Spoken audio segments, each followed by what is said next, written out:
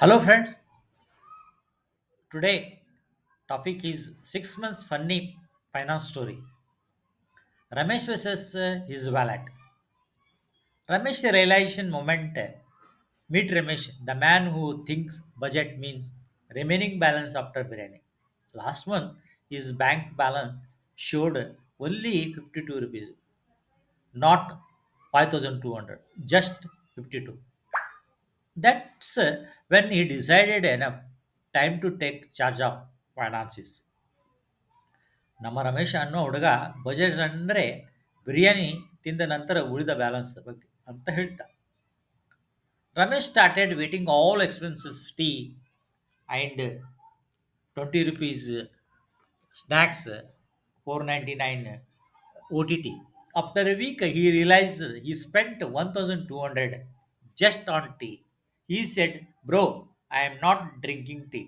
I am investing in Tata Tea shares directly."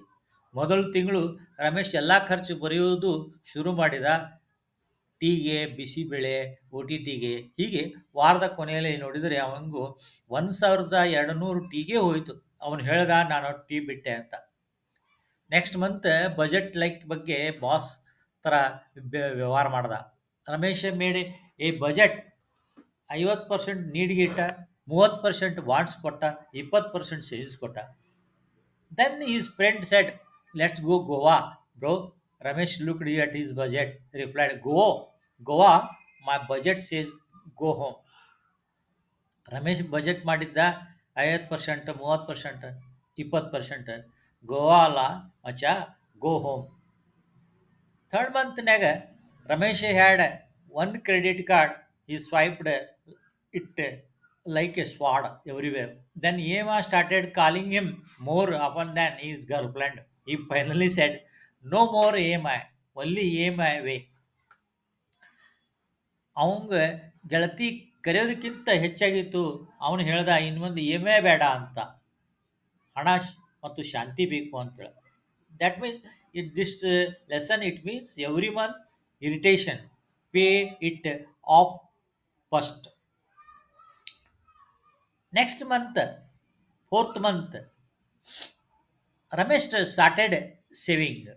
Then S I P ಮಾಡ್ದ. 1000 ರೂಪಾಯಿ per month S I ಪಿನಲ್ಲಿ ಇಟ್ಟ. My S I P is my relationship, it grows slowly but surely. Ramesh S I P 1000 ತಿಂಗಳಿಗೆ investment ಮಾಡ್ತಾ ಮುಂದುವರೆದ. ಅದು ಜಾಸ್ತಿಯಾಗಿ ಬೆಳೆಯುತ್ತಾ ಹೋಯಿತು. Small investment early, let time do the continuously. So, in the fifth month, learn to invest. ಅವ್ರ uncle ಹೇಳ್ತಾನೆ, buy bitcoin, it is going to moon. Uncle ಮಾತು ಕೇಳ್ತಾನೆ, ಆದರೆ ಅದು ಸ್ಟಾಕ್ ಬಿಟ್ಕಾಯಿನ್ ತೆಳಗೆ ಬಂದುಬಿಡ್ತದೆ. ಸೊ ಅವನ ಮಾಮ ಹೇಳಿದ್ದ ಬಿಟ್ಕಾಯಿನ್ ತಗೊಳ್ಳೋ ಮಗ ಚಂದ್ರನೇ ಹೋಗ್ತದೆ. ರಮೇಶ್ ಖರೀದಿಸಿದ ವಾರದ ನಂತರ ಅದು ಭೂಮಿಯೊಳಗೆ ಬಿತ್ತು. 6 months, you build a future goals, not future problem. Now Rame made a goals, a house, emergency fund, vacation, but not Goa at this time. Gokarna is the best.